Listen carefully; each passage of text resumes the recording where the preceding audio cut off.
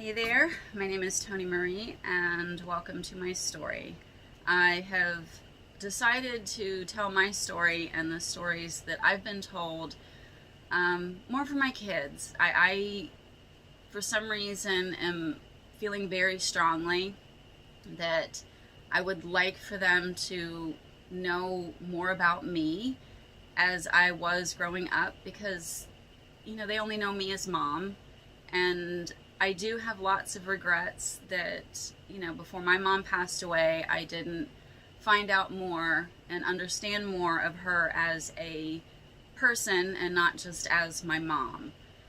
I'm also, yesterday was my 52nd birthday, so today is the first day of me being 52, and I'm really trying to figure out a lot about myself and things that have changed me, shaped me, and I know our past has a lot to do with that.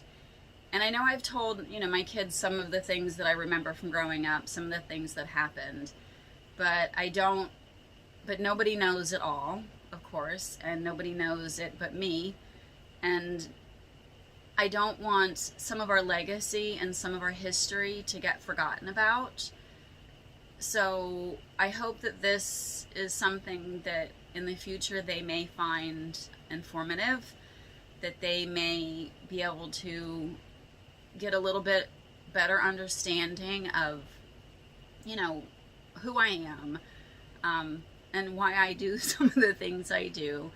And also, so when the time comes, if, our grandkids, great grandkids ask, they can have some answers and have some stories to tell.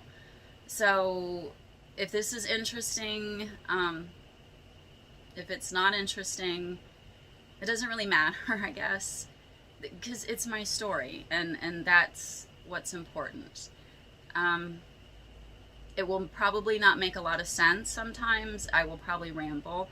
One of my recent ahas is that I am 1,000% sure that I am autistic. I guess the Asperger's.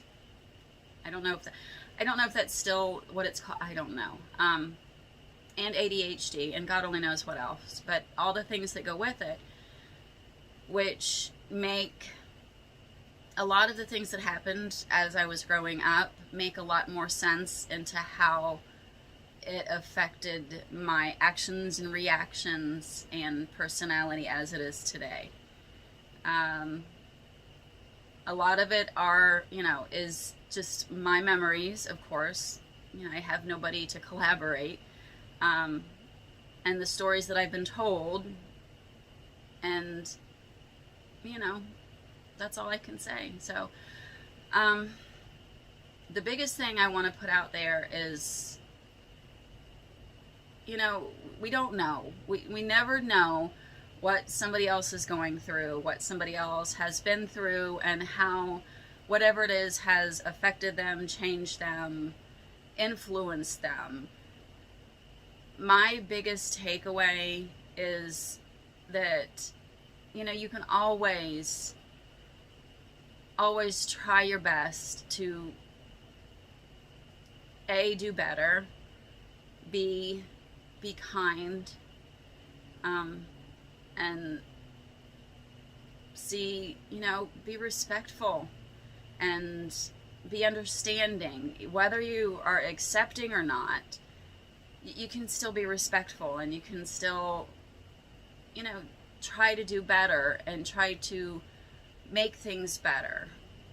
One of the things that I am most proud of my growing up was that my mom instilled that, you can do what you want. I unfortunately have not lived that through self-doubt and, life, but she was a hell of a woman. My mom was 28 when she fell in love with my father. Before that, give a little backstory. My mom was mostly raised in a children's home. her and her sister, my Aunt Susie. And there was 3 kids. And my grandmother, I was always taught you can sorry, I'm rambling. You can love somebody and not like them. Loved my Gammy. Everybody loved Gammy. But when she was a young mom, she was not the best of caretakers. And so she did have my mom and her sister in a children's home for a big portion of their growing up. And, I heard stories when I was little, and I'm finally getting to that point to where I actually understand and appreciate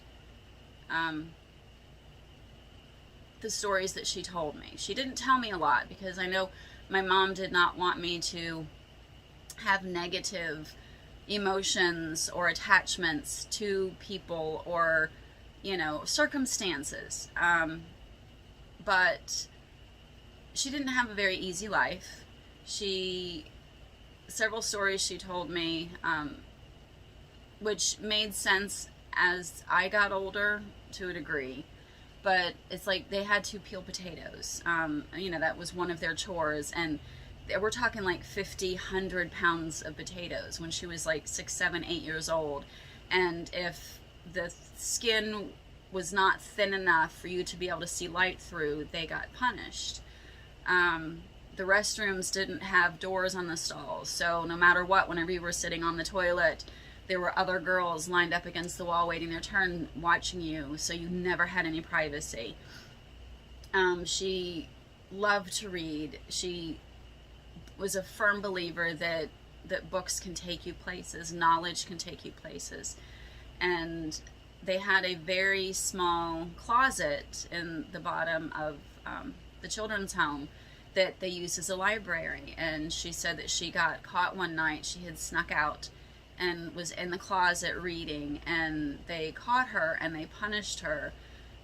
And the punishment was her scrubbing the staircase with a toothbrush. And I remember being probably 6, 7, I don't remember exactly. But where she worked, they had ended up, it was no longer a children's home, but they were using the grounds for like YMCA type things because it had a big pool, and they were having a big open house type thing. And she took me into the building that used to house, the kids, and she showed me the staircase. It was a beautiful wooden staircase, banister. I love woodwork. I mean, I think it's amazing. And it was just such a beautiful, big, wide staircase. And we were standing there, and that's when she told me the story. And at that age, I didn't appreciate or understand, what it must be like to be, an 8-year-old girl who just wanted to read and to get punished and have to scrub that staircase from top to bottom with a toothbrush.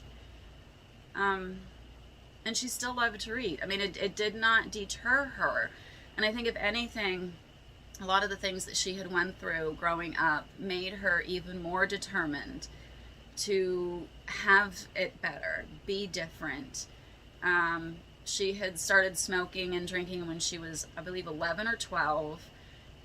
They lived, when she was home, one of the places they lived was over a grocery store, and she used to shoot rats off the trash cans from the window.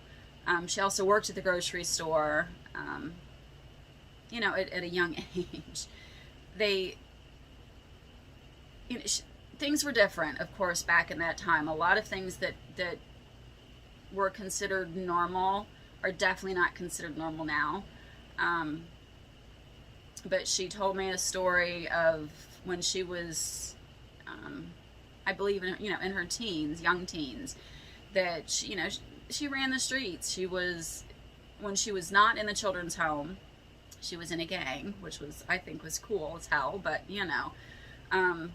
but she used to run, she was in the streets and doing stuff. And Of course, I didn't hear all the stories because I'm sure there's many I don't want to hear, but one of the stories was that she had been in a bar with one of my grandmother's boyfriends, and unfortunately one of the reasons she didn't always want to be a mom was because she would prefer her men and her drinking over her kids. But this was a time when, you know, they were there, and the boyfriend apparently followed her out of the bar and got her in a train car, raped her, beat her, left her for dead. She managed to make it home, and when she told my grandmother what happened, her response was, well, I guess that's what you deserve. That floors me. I can't imagine, you know, that happens. And I know it happens, and it's, you know, they say that some of your genetics, you know, is based on down the line. And if that's the case, then that is really sad. But, you know, my mom struggled through. She ended up going to college. She ended up getting her 4-year degree. She was a teacher. She was a coach. She was a counselor. She was doing good. She was making a better life for herself, and when she was 28, she fell in love with my father. Madly in love. I have 2 pictures, and that's all I know of. Well, I know a little bit, but that's what I have is 2 pictures, and you could tell how much, you know, my mom loved my father. And it's funny because she told me a couple of times that she knew the moment that she conceived me. She said that she got out of bed, walked down the stairs, grabbed a beer, lit a cigarette, sat down, and thought, shit, now what? And it was never, as far as I understand, never an option of literally like, now what? Because I was, for whatever reason, her greatest accomplishment, she would call me.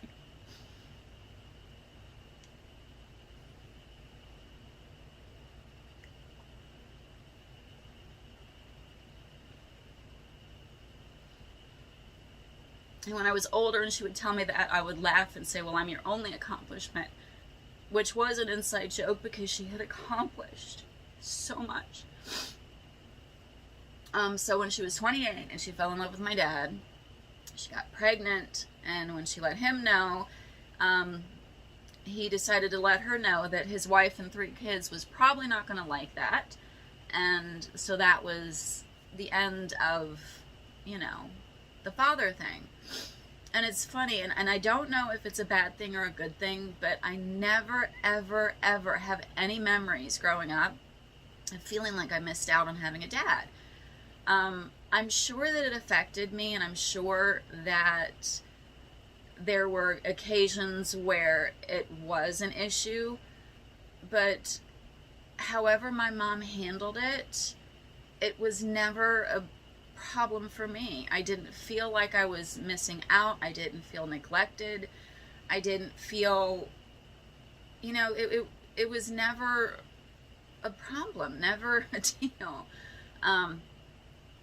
But my mom did have help. My grandmother did help, which I know, looking back, was such an extremely difficult thing for mom because, like I said, you know, she loved Gammy because I was her mom, but she did not like her because of, you know, her life growing up. But they needed each other. So when I was born, I was raised by my mom and my grandmother, which you figure in the, you know, late 60s, early 70s was not an easy thing, I'm sure.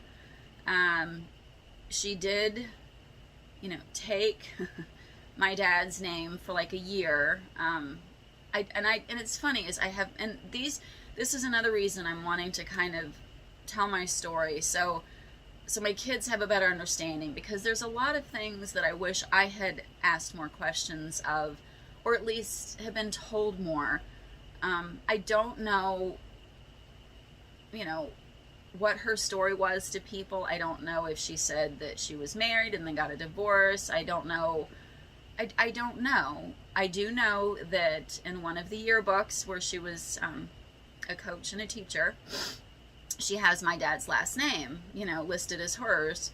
And then after that, she always went by her maiden name. I was given my father's last name, had it until I got married. So if he had ever been interested in finding me, it wouldn't have been hard. And that's fine, because I never expected it or wanted it. But anyway, so one of my earliest memories is I was probably a year and a half, 2 years old. And I remember being held. And it's funny because I asked my sister, who's actually my cousin, which is a different story. But I'd ask her once, and I said, "This is what I remember," and it was an apartment that was, it was a lady's apartment that was in the building that my mom and Gammy were staying in. And it's funny. I remember the bird cage. There was a wrought iron bird cage, red walls, and I was being held. So I was probably like 2-3 years old. I don't know if it's normal or if it's abnormal, but I know I've had a lot of people say that they don't remember a lot when they were younger, and I remember quite a bit. And I don't know if that's because the things that I remember were traumatic or memorable enough to ingrain it, or if it's just the way my brain works due to all the good stuff. But one of those stories that I was told was when my mom was in labor. She was in labor for 36 hours and was, of course, had no husband hanging around. I don't know what story she told, but she was there by herself, and it was miserable. And she said it's basically like doing sit-ups for 36 hours. Every contraction, she was sitting up. And she had a nurse that was not very kind to her. And it does not make it any easier. And so towards the end of her labor, she said one of her crowning moments in life was the nurse had come in to check on her. And at that point, my mom had just basically had enough, and sat up with a contraction and projectile vomited all over the nurse, all over her face, all over her shirt, all over her shoes, just nailed her. And she said that was the most satisfied she had felt. Nurse never came back, so she didn't have to worry about that. But they ended up having to use forceps, and I still have right here. I still have a dent in my skull. For the longest time, I had 2 dents. And I often have wondered, well, I shouldn't say often, now that I have come to the conclusion that I do have some of the autistic and ADHD tendencies, I wonder how much of it is contributed to, me being pulled out with pretty good force, with forceps, to where they leave dents in my skull. At 52, still having a dent. So she didn't have an easy time, I guess is what I'm getting at.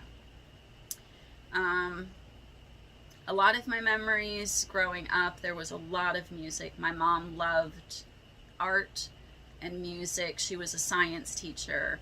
She was religious to the degree of believing that there was something greater than us, not necessarily a specific.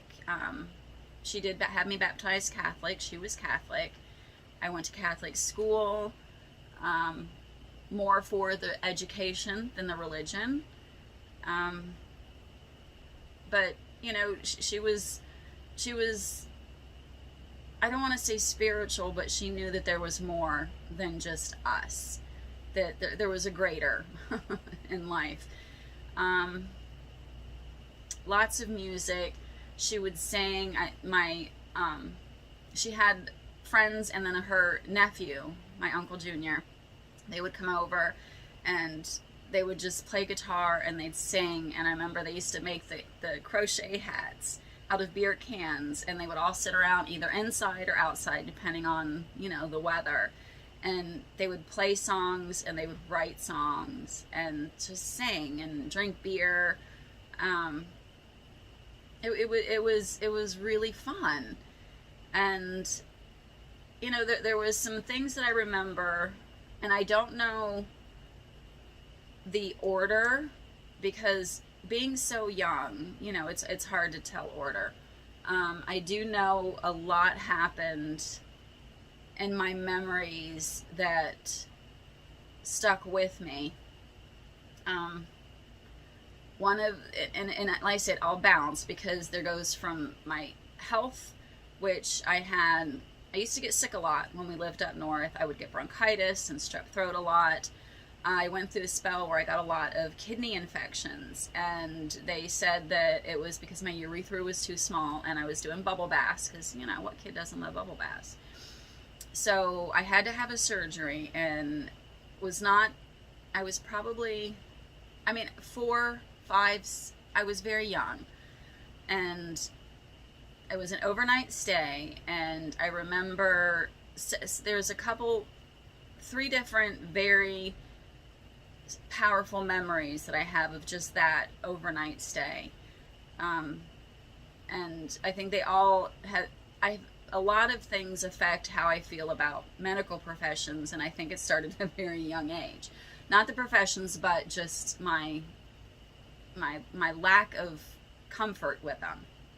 But one of the things was, I believe, you know, they had to make sure that I didn't have to go to the bathroom, so I'm sure they gave me a laxative. And I remember being in the crib with the big, you know, the metal bars so you can't get out. And my mom apparently had just left to go have a smoke break, because, you know, even though you could smoke in the hospital, she didn't want to smoke in the room, because back in the day you could smoke anywhere. But she just went outside, grab a smoke break, and take a break.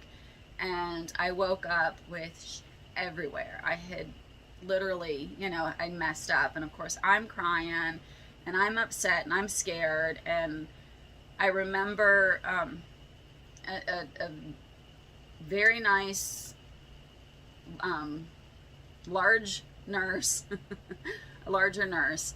I don't remember her cleaning me up or anything, but my next memory is of me sitting on the toilet with her sitting across from me, and me feeling so embarrassed and feeling so scared, and I didn't know where my mom was. And I'm sure it was fine after, but, you know, that's a very strong memory I have.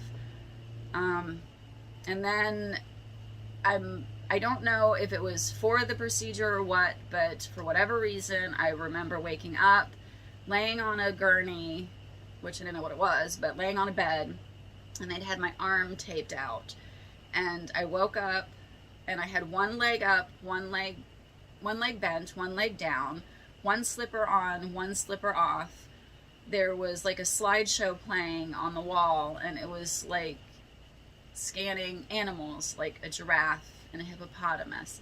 And when I woke up and I saw that, and I look over, and there's 2 people bent over my arm and with what looked like a piece of glass, and they had my arm strapped down, and they were poking at it. Now, I'm sure it was just, you know, them putting anesthesia. I'm sure it was something they were supposed to do, but I have no idea, and it petrified me because I didn't know what was going on. And then I remember after having, because they put a tube in my urethra and to enlarge it, and they had to leave it there. I don't know how long, but it was there for a while. And my mom was able to take me into, either my mom or a nurse, I can't remember, took me into a playroom, and there was a bunch of other kids in the room, and they were playing blocks and stuff. And I remember this one little boy was sitting in this really cool chair, and it had, you know, a tray on it. And I remember asking the person that was with him, when he was done, could I please play in it? And I remember so vividly her looking at me and saying, oh, honey, he's never going to get out of it. And that was like my first understanding of, you know, disability, and that that things can happen, and that just floored me. Oh, lost track. When I was so I had that experience, and then I also, for whatever reason, had to have a blood test. And I remember being in the doctor's office, and the nurse she put my arm out, went to take blood, and somehow poked the needle completely through my arm to where blood shot across the room and all over the wall. And of course, that freaked me out. I apparently was running in a grocery store, fell against a bread rack, and sliced my eye open and had to get stitches. I apparently was running and fell and hit the coffee table and had to get stitches under my chin. And then around the same time frame, I sat in a bowl of hot soup, which sounds really lame. What's weird is I don't remember the chin and I don't remember this, but I remember the hot soup. One of the things that I used to do when my mom would get home from work, because my mom worked days and Gammy worked nights at a state mental hospital. But she worked overnights, and so there was like always somebody there. And so when Mom got home from work, I would be so happy to want to show her what I draw, or just talk to her. And so I would stand up on the dining room chair so I'd be more at height with her. And I remember showing her pages or drawings or something that I had done that day.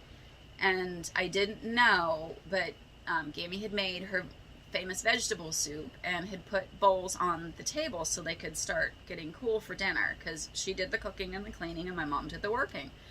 And I didn't know it, and so I went to sit down on the table, which was something that apparently I did quite often, and sat right in a bowl of steaming hot tomato-based vegetable soup. Hurt, of course. I remember being rushed into the bathtub, my mom stripping me and rushing cold water on. I remember going to the doctor's office, and I remember sitting there in a towel, and my I third degree burned, down my butt cheek. And I remember the doctor just grilling me and saying, "No, you didn't sit in soup. Your mom poured hot coffee on you, didn't she?" And I couldn't believe that he didn't believe me. And and I knew that he had to believe me for some reason. I knew that it was important that, I made him understand. I sat in a bowl of hot soup. I was little. I didn't get why he didn't believe me, but I just knew he had to believe me. But yeah, so that was interesting. I learned to pee standing up because I couldn't sit down for quite a long time. And I was actually a running joke because, I thought it was pretty cool that I could pee standing up. But yeah, to not be believed even at such a young age was really tough for me. But my mom had told me later, that was when it was, the child abuse thing was really getting kicked off. And I totally understand that, there are things that happen that should not happen. In this instance, it was totally me sitting in a bowl of hot soup. But yeah, so that was interesting. So other trauma things, so I have health things that were going on when I was younger, as far as doctors and non-happy experiences with having things happen. But one of the turning points I know for our family was when my Aunt Susie and her husband were killed on Mother's Day by a drunk driver. They were hit from behind and then pushed underneath the back of a parked semi-truck. I was told and, have read that Uncle Don was killed instantly and Aunt Susie survived for several minutes before she passed away. I was 4 or 5, and one of the most vivid memories I have is of my mom getting that phone call, because her and her sister were were extremely close. I mean, they probably kept each other alive, I'm guessing. You know, they were all they had for each other for many, many years. And when she got that phone call, I remember, you know, the look on her face. I remember the wail. I remember the cry. And all I wanted to do was make it better. Because I didn't understand, just, it's going to be okay. Because I could always, make my mom laugh. And so also around this time, I forgot, for whatever reason, I don't know if it was before Aunt Susie or after, but for some reason, I'm thinking it was after that happened. But I was in the car with my mom, and, that was when I was still little enough to be standing up in the seat when, mom's arm was still the seatbelt, before they realized that's not very safe. And we were sitting at a light, and we were only 1 or 2 cars back. And we were at a major intersection, so there was, lots of lanes, and there was a gas station on the right side. And I remember looking over, and there was a girl standing on, the opposite road by the sidewalk, like waiting to cross the street. And as I looked over at her and saw her, I saw her step out and, to cross the street, and she got hit by a car. And I am so aware of the memory of seeing her just nonchalantly walk right out in front of this car, get hit, slam on the hood, and when they hit their brakes, she hit the windshield and then went flying the other direction and hit the ground and tumbled and slid. And I screamed, of course. I mean, I was hysterical. My mom didn't see it, but, she knew what happened after, of course, because she looked over. She pulled into the gas station, and I was just hysterical. And for some reason, my mom did not want to stay. And I shouldn't say for some reason, I know why, but I remember the gas station attendant coming over, and because I'm screaming bloody hell, and is she okay? And I remember my mom saying, yeah, she just saw that girl get hit. And then I remember her not wanting to have to put me through talking to the police. And so she took me to her work, and she worked at 2 different places, YMCA and OIC. And the YMCA had a cafeteria, and so I remember her taking me to the cafeteria and letting me pick out whatever dessert I wanted. And I remember sitting there and just not being able to comprehend what I just saw. It was never discussed that I remember. I did ask my sister a while ago if she remembers, around that time, and she said that it definitely had a huge effect on me. I think what affected me even more was when I found out later, and I don't know when later, I just know when I found out that she'd actually done it on purpose, that she was trying to kill herself. And she did survive, broke her legs and, messed her up really good.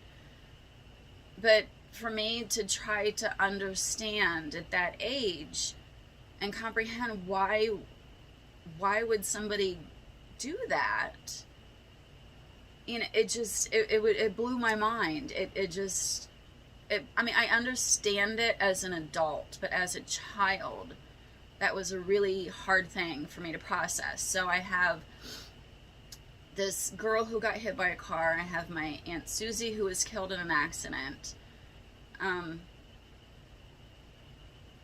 I have my mom, because she was guardian of my sister's 3 kids. One was already, on his own. One lived with us for a while. That was a mess apparently.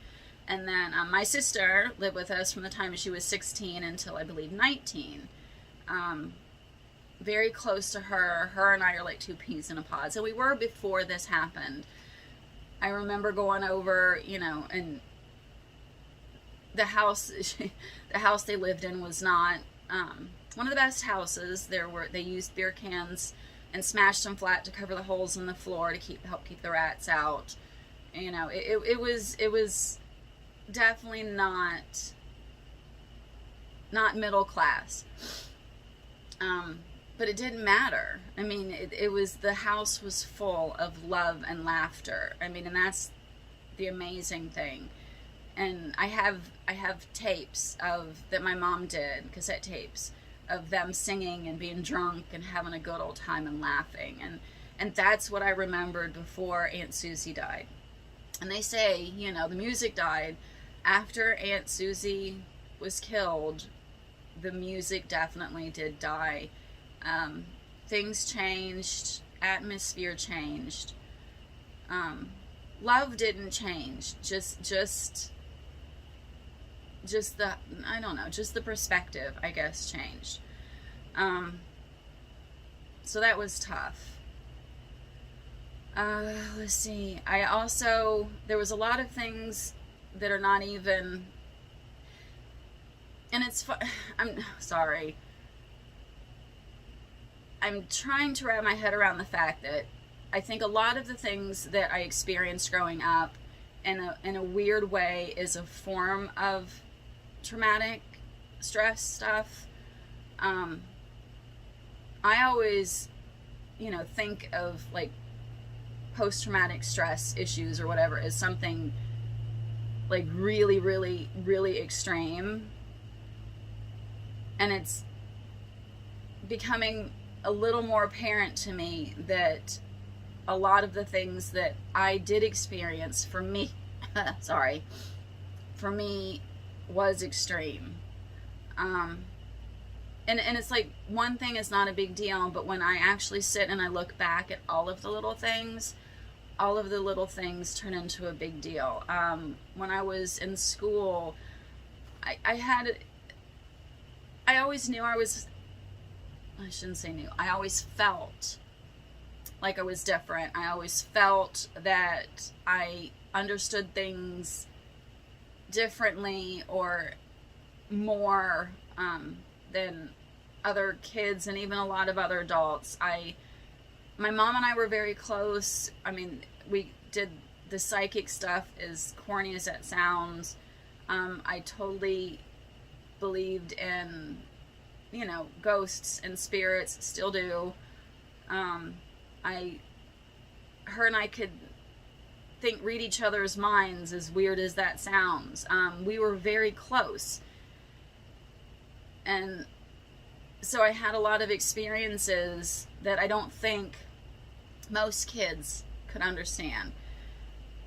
And then I also had a lot of experiences because I was different, I think. But it's like being in school, I remember, and it's the little things that make the big things. Being in school, we used to take lunch boxes. I used, you know, all the kids, have your lunchbox. And I think it was first grade. I had a little closet, you put your lunchbox, hang your coats up, you know the drill. Well, the school the cafeteria was in the basement where we used to do the tornado drills, where of course, you know, you had to go down hunker. And then, you know, the nuclear drills where you know, oh my God, there's a bomb, hunker under your desk kind of thing. But we sat down at the desk, or at the table. I put my lunchbox down, I opened the lunchbox, and thousands of ants just scurried. I mean, they just poured out of my lunchbox all over the table, all over, you know, of course the kids were sitting next to me. Everybody screams, everybody freaks out. And I panic. I mean, it's my lunchbox and everybody's looking at me. Everybody's wondering what the hell I'm doing. Turns out that there was a huge anthill that was inside the school wall, because our classroom happened to be like at the end of a wall. And so naturally, guess whose lunch the ants decided to find that day, and they were having a heyday. So all morning they were filling up, getting the goodies, and never noticed it as we walked down. Open up. So embarrassing, so humiliating. Another time when we were down waiting in the lunch line to go into the cafeteria, there was some, also probably first grade, there were some kids behind in the line that were talking, and I turned around to see what was going on, and as I did, one of the aides took her fingernails and just grabbed me by the neck and scraped and said, turn around, stop talking. And I hadn't even been talking, and I was just trying to see what was going on, and dug her nails into my neck. Needless to say, my mom handled that situation when I got home, and she saw these huge gouge marks. But all day, I wasn't doing anything wrong. I didn't do anything wrong, and I had an adult rake her nails across my neck. It was, I don't know. Let's see. I'm trying to think of other. I have so many different things in my brain that I'm sure have influenced my reactions and everything that I go by. Traumatic things when I was growing up. Okay, so we have the traumatic things that I'm sure influenced me before the age of 9. We have Aunt Susie being killed. We have me seeing the girl get hit by the car. We have the medical issues, the hospital issue, the teacher, the aunts. We moved several times. I changed schools. I went from a public school in 2nd grade to a private school in the middle of the year. 4th grade, I changed from a school in Ohio to a school in Florida. We moved, we moved 3 times, so probably every couple of years we moved. It makes it hard to get friends if you're moving and changing schools.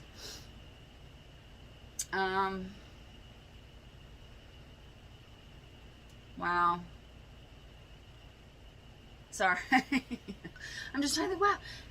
There was a instance of a young boy was actually kidnapped, abducted, on the road we lived on. At the other end of the street, he was abducted. I don't remember what happened after that. I just know that that made a huge difference in what I was allowed to do as far as being outside, especially since it was just right up the road from us. Hell's Angels were a really big deal when I was growing up. We actually, we would take vacations to Daytona Beach. We would go for anywhere from a week to 3 weeks, depending on what my mom was able to save for. And one of the trips, we had stopped at a Stuckey's, and as we were in there, a lot of the Hells Angels pulled in, and my mom made the very smart decision that it was time for us to go. So before they actually got in, we left, and found out later that they had actually done some damage and some harm to the store and to people after we had left. There were many instances. I remember us being in the car and hearing motorcycles, and my mom panicking and pushing my head down in the front seat and telling me to be quiet and to don't look up, because the thing was that they would kidnap and take pretty little girls. So there was a lot of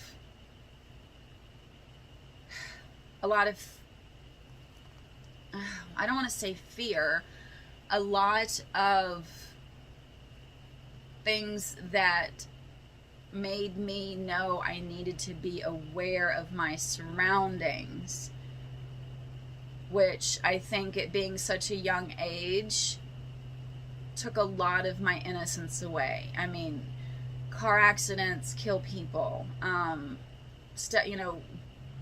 Walking out in front of a car, the damage it can do. Doctors and hospital settings, and being out in the car, and even just being out, you can get abducted. And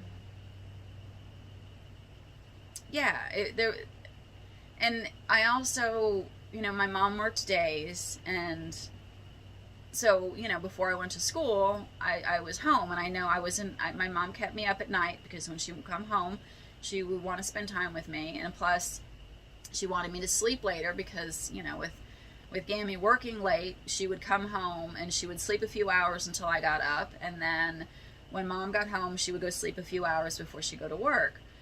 And I remember a lot of me being alone, and I was an only child. I played by myself. I mean, that was a thing, but I remember being like 4 to 5, and I was probably a good 8-10 houses down away from where we lived, and they used to put, and I'm sure they still do, people put their leaves in the roads, in fall. They would rake them out and put them out by the road, and then the big leaf truck would come and suck them all up. And I remember being in that big pile of leaves out in the road, and looking around, and I remember the thought hitting me of, isn't it weird that I'm here by myself and nobody cares? Nobody's looking for me. And so I don't know if I was left unattended, or if I just played by myself a lot. And I don't know. But I am sure that affected how I parented my kids, because I never ever wanted them to think that they were alone.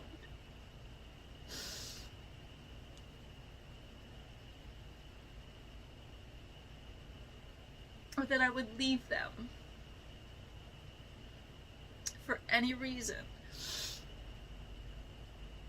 Other than reasons out of my control, and I try to control everything, so that wasn't an option.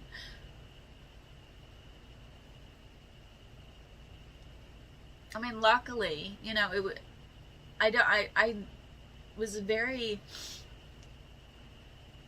very satisfied and very happy, but it's just, it makes me wonder that, if I was alone a lot and just don't remember, or if it was just that one instance, and that's all I know. It's just I remember I got spanked once. You could have sworn that I got spanked every day for 50,000 years, but all it took was once, and I earned it, I'm sure. I made the mistake of running after I had done something, and you don't run. And my mom spanked me with her hand, and she told me years later that, she used her hand because she knew when her hand hurt, my butt hurt, and it was time to stop. Because if you use a belt, if you use something else, you don't know. I am not condoning spanking, but, sometimes it takes some attention getting, and it got my attention, and whatever it was, I didn't do again. I remember having trouble sleeping when I was little. I did not like to sleep. I had dreams, I had nightmares, a lot of deja vu. I had a lot of deja vu. Would actually freak my mom out when I was little, because I would tell her, oh, I've been here, and I would describe things. I would describe what was coming around the corner. I would, what I saw or what had happened. And that happened a lot. When I was growing up, I say I saw ghosts. I was we had a ghost named Mr. Adams. Apparently, and my mom had done some research. I believe it was somebody did research, and in a house that Aunt Susie had been in, they used to hear a rocking chair every once in a while, and they would smell cigar smoke. And they found out that the guy who used to live in the house was named Mr. Adams, and he used to smoke cigars and sit in a rocking chair. Well, for whatever reason, and I don't know if it was after Aunt Susie or if it was when we moved, but Mr. Adams followed us.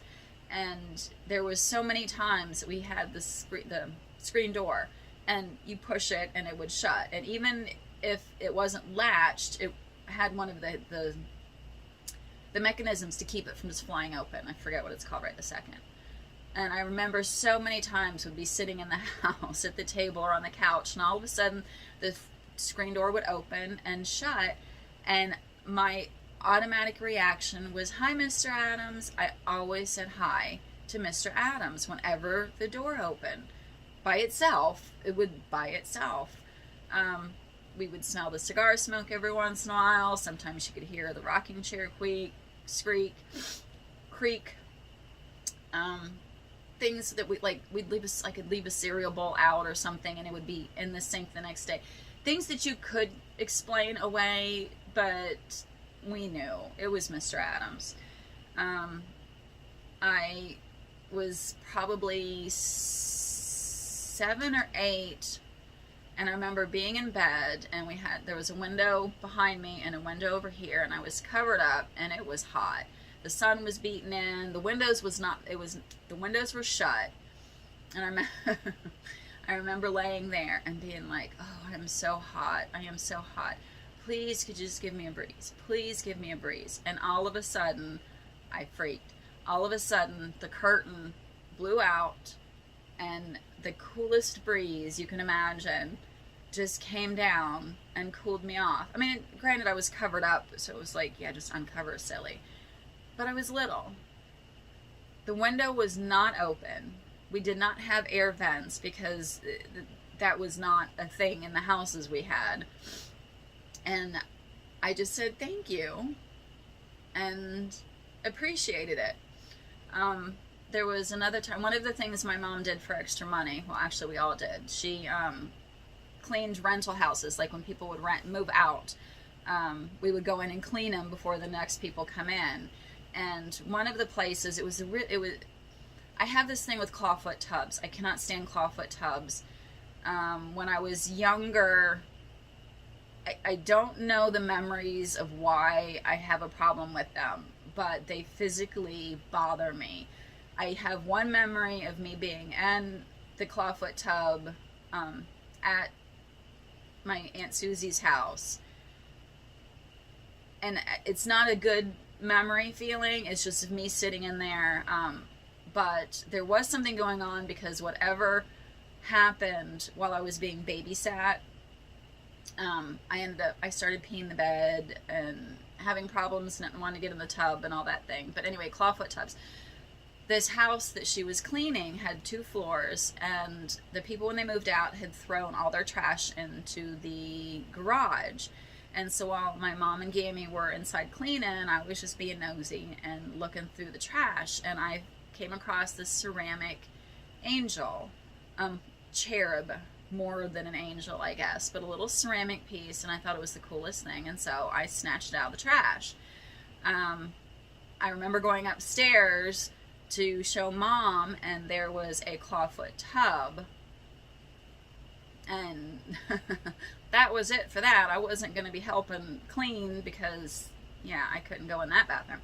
But that angel I hung up in my room for the longest time, and I remember when I was late teens, or early teens, I had it hanging on my wall. And there was one night that I saw a light, and I swore that it was the reflection, of just light coming in and hitting the ceramic angel, because it was the exact shape, the exact everything. And so I saw it on my wall. And after a few minutes, I realized that I didn't have that angel anymore.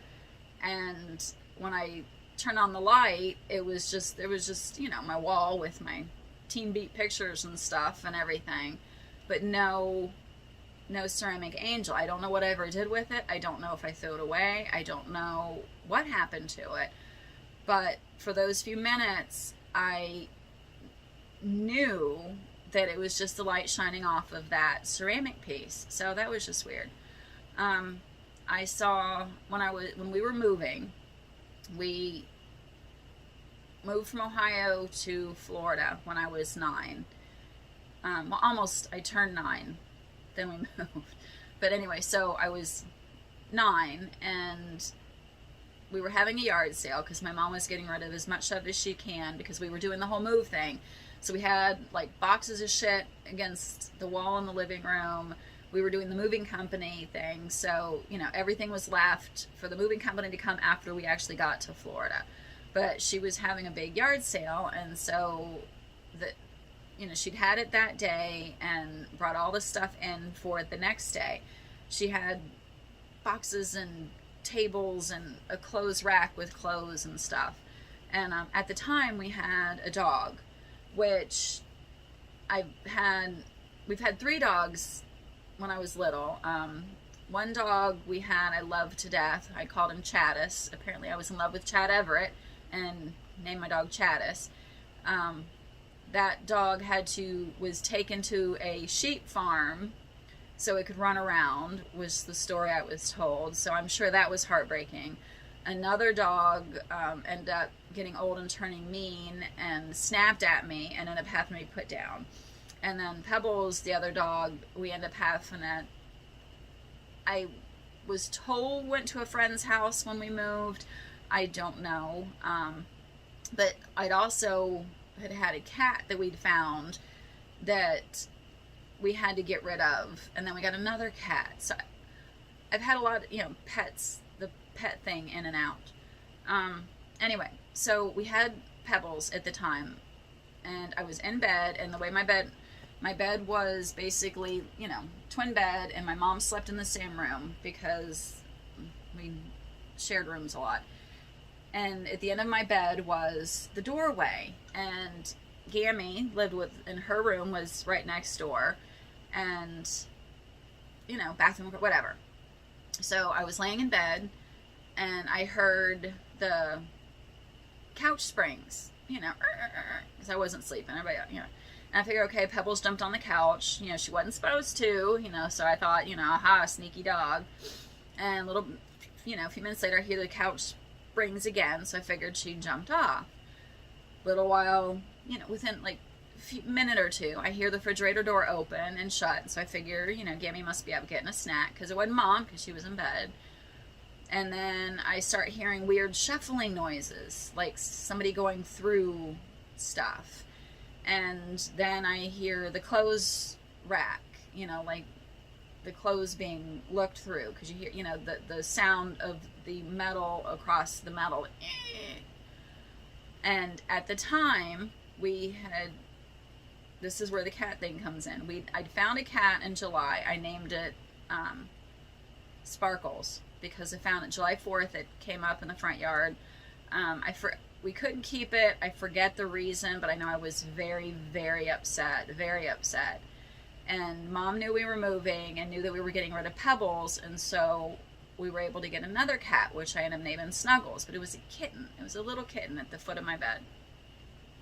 And so, you know, all the noises are going on, and Snuggles is sleeping at the foot of my bed. And I'm, like I say, 8, maybe just turned 9, because my birthday was the 12th. We moved the 29th, so, you know, it was in that age.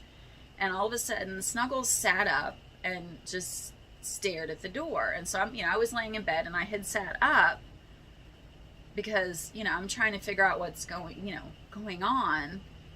And I'm listening, and Snuggles is just staring straight at the doorway, and I'm kind of looking down towards the floor, and suddenly, and I can picture it just like it was yesterday, I see brown dress shoes, brown pants, I can see the crease. I can see like where it's been hemmed, and up to probably knee. But it's the brown. It's not a solid brown. It's the brown like you can see through brown. It's the ghost brown of seeing through, and that's as far as I got. And I laid back, put my covers over my head.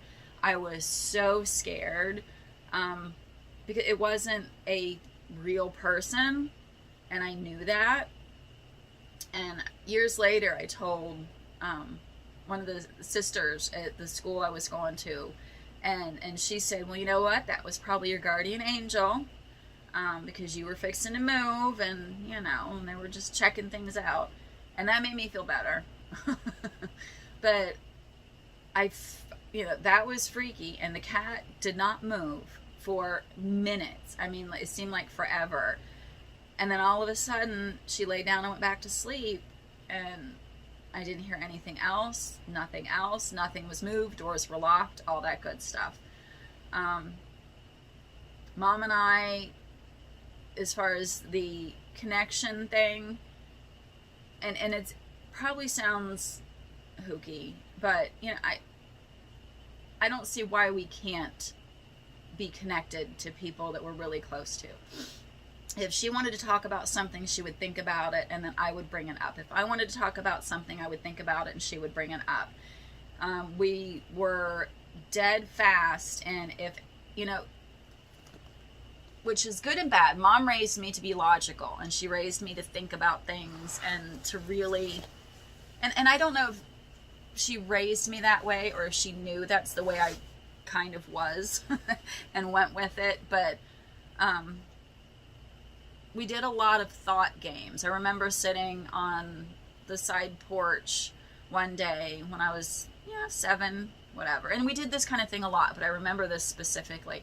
We were sitting there and we were looking at the house next to us, and there was one of those air conditioners in the wall, a wall unit, and she's like, so when do you think they put that air conditioner in? And I'm like, what? And she goes, when do you think they put it in? What day of the week do you think it was?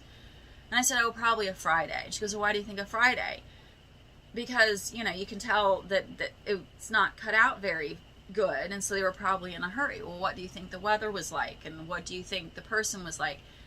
And we would do this, and it really helped with my imagination. It really helped with me understanding that, you know, people are involved in a lot of things, and anyway, sorry. So we would do a lot of talking. If there was something I wanted to do, she gave me the opportunity to explain why I think I should, and then she would tell me her reasons for why she thinks I shouldn't. And if my argument was better than hers or whatever, you know, whatever situation, then, you know, that's what we went by. It was, I don't ever remember it being no because I said so. It was, okay, why do you think you should? Why do you think you shouldn't? Blah, blah, blah. And so we did a lot of communication. But whenever there was a time, because we went with our intuition, we really, and I've lost that. I've really lost by my gut, and I'm working on getting that back. But if ever a time she was going to do something or I was going to do something, and one of us had a bad feeling, and I know that sounds lame, but if one of us had a bad feeling, then we wouldn't do it. And all it would take is, I've got a bad feeling, and the other one would like literally respect it with no questions asked. It didn't matter how important it was, because we knew that we trusted those feelings 1,000%.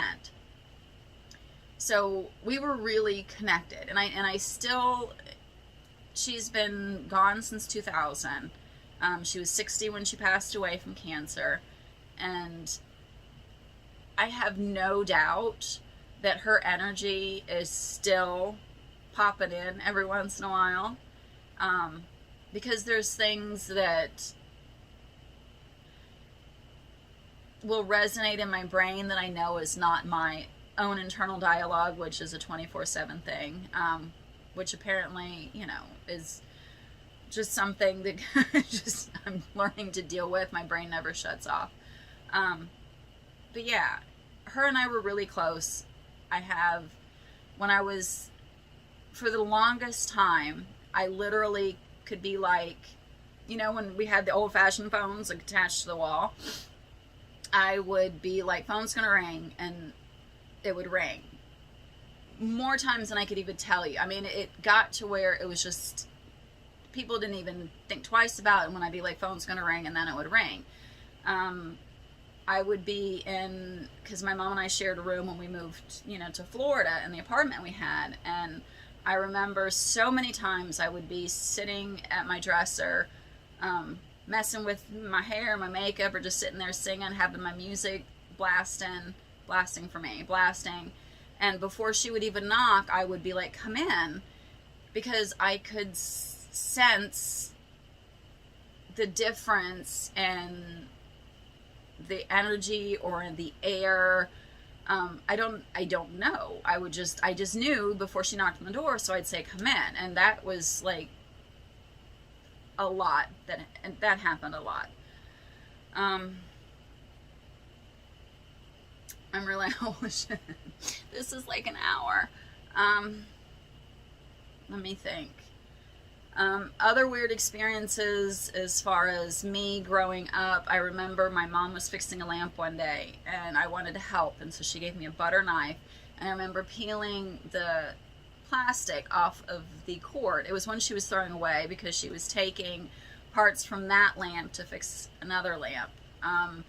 And so I remember peeling it in, you know, peeling off the thing, and I was so happy that I was fixing this lamp for her. And I, for whatever reason, decided to plug that thing in, and I was holding on to the bare wire when I plugged it in to show her that I fixed it. And the next thing I know, my hand was solid black. I don't know what happened after that. I don't know if I had to go to the hospital or what, but I do remember seeing a very black fried hand and my mom's screams. Let's see. Fell on ice when I was doing the you know, skating with my boots. Put my tooth through my lip. I remember thinking I was the flying nun and running and jumping to fly and landing on the asphalt and sliding several feet in my shorts and probably no shirt because I didn't wear a shirt when I was, you know, little. And got up without a scratch or a red mark or nothing. Let me see. What are other things that I remember that were just sit like weird? I don't know. That stuff, and a lot of that, most of that is all before the age of 9. And I'm sure there's other things that I'm forgetting. But I'm sure a lot of that in itself, like I said, made a difference in me and how I perceive things and how I react to things and how I think of things. Especially when I add in the fact that my brain, I think, is wired different than, you know, a lot of people. I thought I was just, something was wrong with me, and now I'm realizing that maybe there is. But it's a lot better thinking that it's okay, that it's not just me.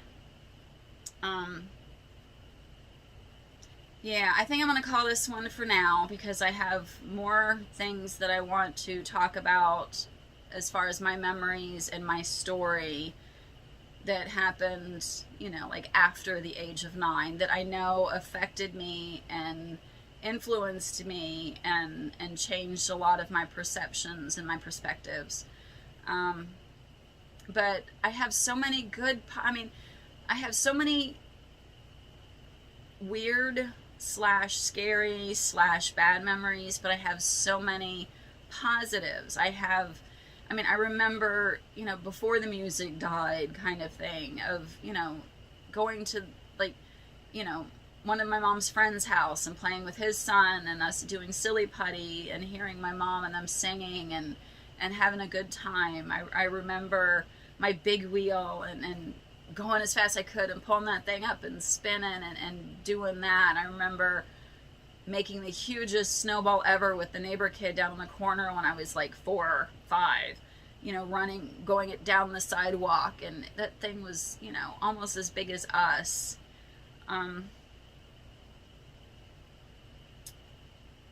Lots of fun at vacations, going to Daytona Beach and watching the storms roll in every day at like 3 o'clock. Like every day seeing the beaches closed because of shark sightings, learning to swim, the smell of coconut oil. My mom always smelled like coconut oil when we went to Daytona Beach. Us, you know, being so tan and stuff when we come back.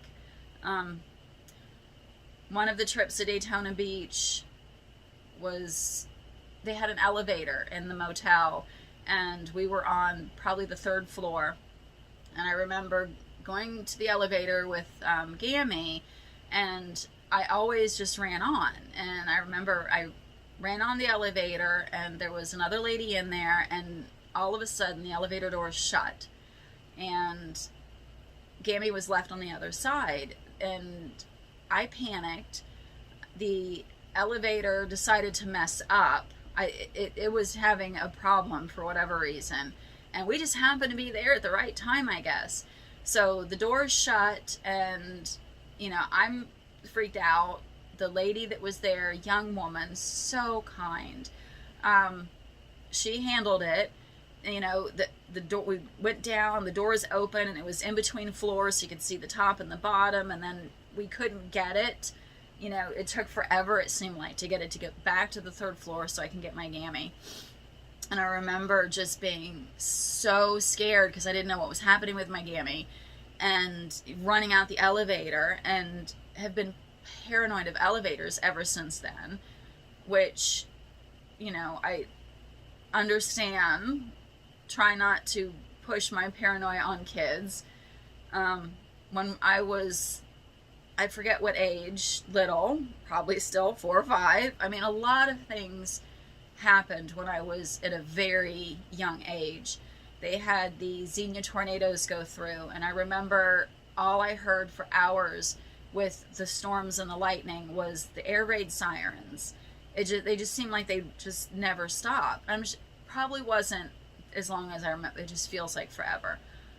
But I remember, for whatever reason, my sister wanted to go get Long John Silver's during all the storms and stuff, and I remember running up into the door. And if you're familiar with Long John Silver's, there's like the 2 doors, and they have usually like a wooden deck. And so she was running, and just as she was running, she slipped on the water because it was slippery. Just as she slipped, lightning hit, like boom, right close. Maybe the lightning hit and then she fell. I don't know, but it was the exact same time. And I swear I thought she got hit by lightning, and I freaked out. So I have fear of storms because of that. I have the fear of the motorcycles and the Hells Angels because of that. I have the fear of the abductions because of that. I have the fear of car accidents because of what happened. I just, you know, and doctors and hospitals. So I had a lot of things that probably made it very interesting for me to process. Good memories, the ice cream truck. We had this amazing ice cream truck that did the soft serve ice cream, and like they would every day. I mean, it was just like a regular thing on the weekends. Was just, there's the ice cream truck. I remember being in the shower one day and heard the ice cream truck. I was devastated because it's like I always got ice cream with the ice cream truck. And I remember crying and coming out and being like, "Where's the ice cream truck?" And my mom's like, "It's okay, I went out and talked to them. They're going to come back around. I told them you were in the shower." And no shit, they came back around so I could get an ice cream. little things like that. You know, I went with my mom everywhere. No matter where you saw my mom, you saw me. If you saw me, you saw my mom. We were attached at the hips. Um, I mean, like literally, she took me to bars. She took me to work meetings. I would go to work with her a lot after school and hang out. I mean, it was, her and I were very close.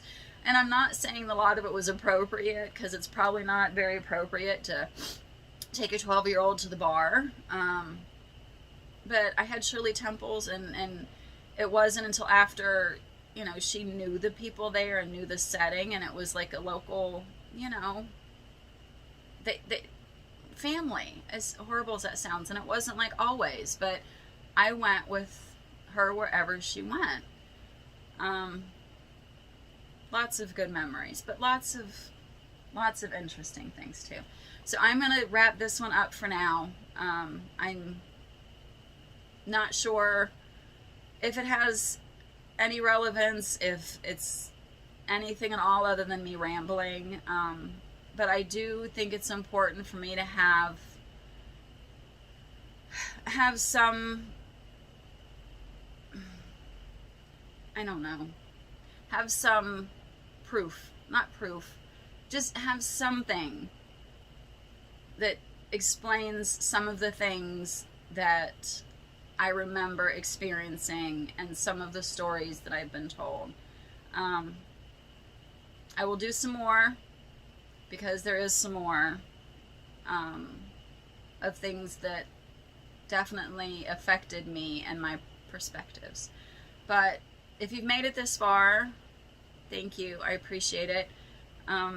If you have any thoughts, questions, insights, suggestions, let me know, because I'm trying to get my brain into a different mindset. I'm trying to get me into a different mindset, and I'm hoping by getting things out of my head and onto something, it may help me put things into a different perspective and help me to allow the universe to do its thing, because I am a huge believer that the universe just wants us to be happy and to have what makes us be us.